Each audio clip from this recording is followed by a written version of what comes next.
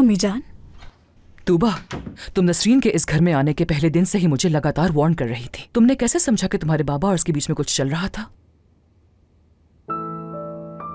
क्या आप ये जानना चाहती हैं कि मैंने ऐसा क्या देखा था? हाँ हाँ बिल्कुल।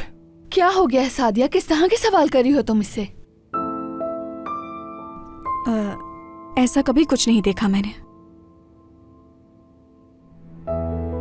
तो फिर तुम मुझे क्यों वार्न कर रही थी? तुमने मुझसे कहा कि अगर वो लड़की इस घर से नहीं जाएगी तो मैं बहुत पछताऊंगी। तो क्या तुम मुझे इन दिनों के लिए वार्न नहीं कर रही थी? मुझे उसकी कुछ हरकतें अच्छी नहीं लगती थी। आप सबको मैं बताना चाहती थी लेकिन कोई सुनता ही नहीं था। मगर मैंने ये नहीं सोचा था कि बाबा उसके जाल में फंस जाएंगे। अम्मी, आपको ये सब किसने बताया? बाबा तो उस वक्त घर पे नहीं थे। हाँ वाकई, ये बातें तुम्हें कैसे पता चली सादिया?